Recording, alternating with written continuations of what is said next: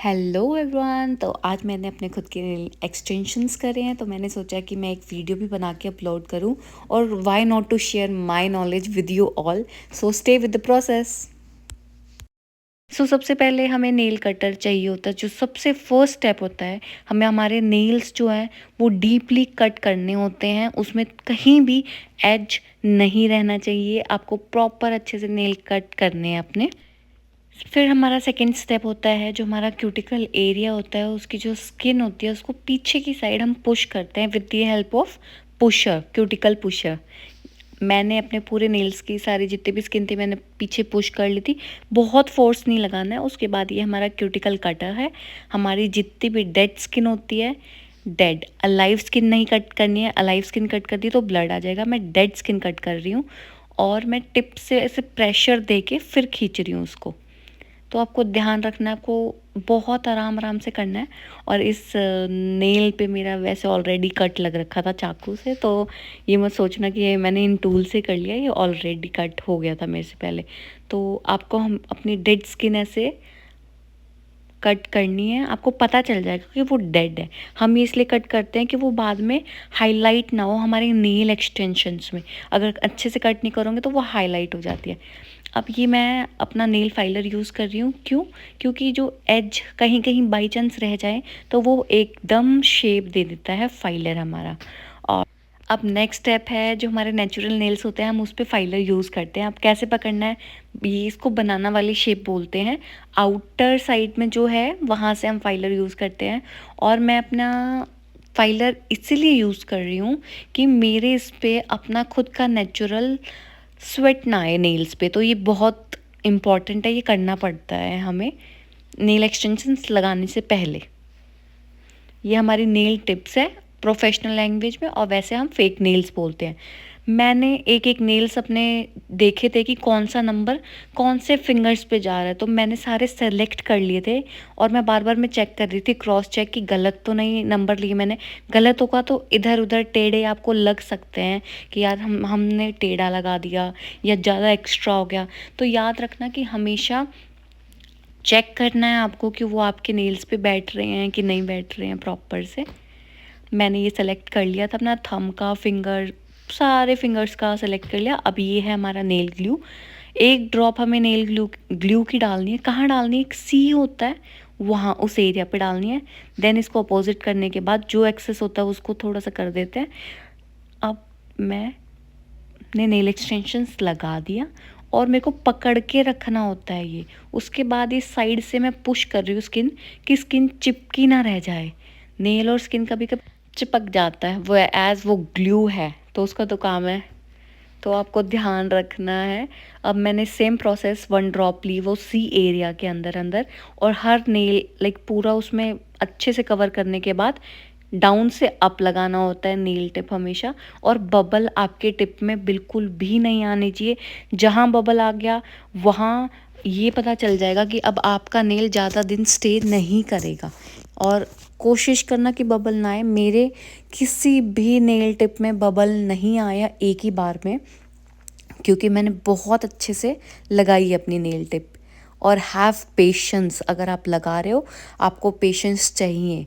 ये एक वीडियो है, मैं फटाफट अगर दिखा रही हूँ तो ये मैंने लगाया है, तो मैं इसको लगा के रखूँगी एटलीस्ट 1 से 2 मिनट कि वो ना हिले। अब देखो, ध्यान से देखोगे बबल नहीं आया मेरे टिप में। जहाँ बबल आता है अचानक से, मतलब अचानक से नहीं, आपको देखो फोकस है, कहीं टिप में बबल नहीं आया। आपके नेचुरल नेल और उसमें दिखता है, वहाँ उस एरिया में बबल दिखता है। मेरे उसमें नहीं आया था। उसके बाद ये जो बीच की लाइन है हम इसको मर्ज कर रहे हैं। बिल्कुल ध्यान रखना, अपने नेचुरल नेल पे मत चला देना, वो डीप डाउन प्रॉब्लमेटिक हो जाता है। ये प्रोफेशनल वे है करने का, इसलिए मैंने हाफ से करा है। मैंने पफ़ी ब्रश यूज़ कर लिया, अपना डस्ट जितना भी था मैंने वो रिमूव कर लिया। रिमूव करने के बाद हमारा ये होता है क्यूटिकल कटर। इससे हम फेक नेल्स कट करते हैं। ये मैंने धीरे धीरे, मेरे को जितनी भी लेंथ चाहिए थी मैंने अपने अकॉर्डिंग उस लेंथ को कट कर लिया है। और आपको, आपके ऊपर है कि आपको कौन सी लेंथ चाहिए, आपको बड़ी चाहिए या छोटी चाहिए। तो मैं बैलरीना शेप करूँगी, और बैलरीना लॉन्ग स्नेल्स पे बहुत प्रेटी लगती है। और मैं ये बोलूँगी कि मैं बिल्कुल परफेक्शनिस्ट नहीं हूँ, पर हाँ कुछ परसेंट मेरे पास नॉलेज है। मैं भी इन प्रोसेस हूँ, मैं भी चीज़ें सीख रही हूँ। और अब ये टिप ये है कि अब जैसे ये डस्ट आया, ये डस्ट कैसे रिमूव होगा? हम इसको बोलते हैं बफर। बफर को हल्का हल्का चला देते हैं तो ये डस्ट निकल जाता है। अगर फाइलर से ज़्यादा करेंगे तो नेल शेप ख़राब हो जाती है। और बफर को भी बहुत ध्यान से यूज़ करना पड़ता है, क्योंकि ये भी शार्प होता है, ये भी शेप ख़राब कर देता है। अब हमने बेस तो रेडी कर लिया है, शेप भी दे दी है। अब केमिकल का काम शुरू करते हैं। इसको बोलते हैं मोनोमर लिक्विड को, और ये छोटा सा है डैप एंड डस्ट बोलते हैं। और ये हमारी ब्रश है एक्रेलिक की, इसमें भी नंबर्स आते हैं। और ये एक्रेलिक पाउडर था जो मैंने अभी हटा दिया।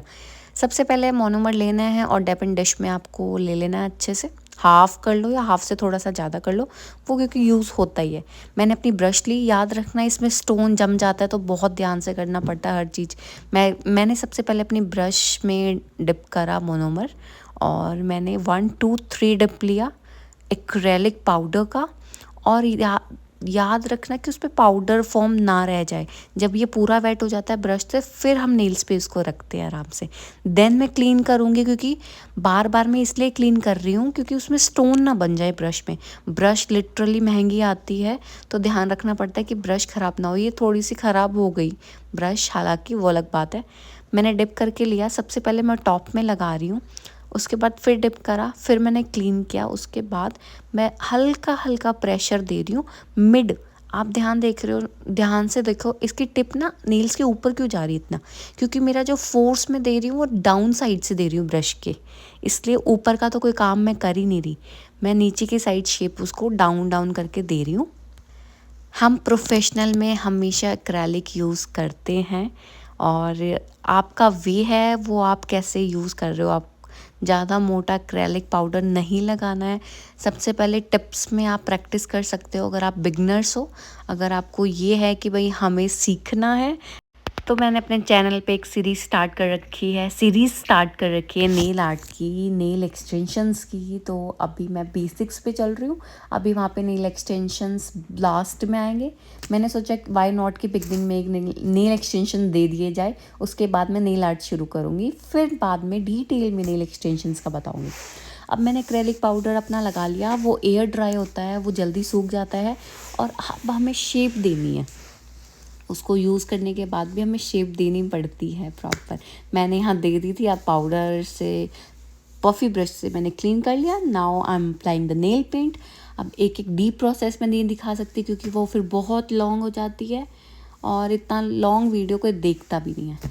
तो बस यही थी थोड़ी बेसिक मेरी वीडियो, नेल एक्सटेंशंस मैंने खुद के कैसे करे।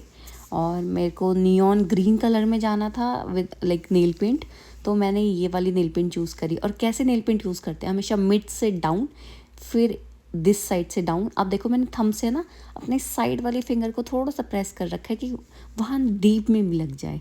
कभी कभी क्या होता है वहाँ नहीं लगती है नेल पेंट। तो मैंने फर्स्ट कोट लगाया था, और ये फर्स्ट कोट मैंने 60 सेकेंड क्योर करा था। फर्स्ट कोट, वैसे फ़र्स्ट कोट 80 सेकंड होता है, 60 के बाद मैंने 30 वाला भी ऑन कर लिया था। 80 सेकंड करने के बाद फिर सेकंड कोट लगाते हैं, फिर वो 120 सेकंड क्योर होता है। क्योर किसको बोलते हैं, हम ऐसे लैंप में अपना हाथ डालते हैं ना, तो उसको बोलते हैं कि हाँ ये नेल पेंट क्योर हो रही है यूवी लैंप से। वो एयर ड्राई नहीं होती, यूवी लैंप से होती है। सो ये है फाइनल। मैंने नेल आर्ट इसमें नहीं दिखाई है, वो बहुत ज़्यादा टाइम कंज्यूम कर देता इसीलिए। तो बेसिकली मैंने नेल एक्सटेंशन का आपको दिखाया। Thank you so much for watching my video.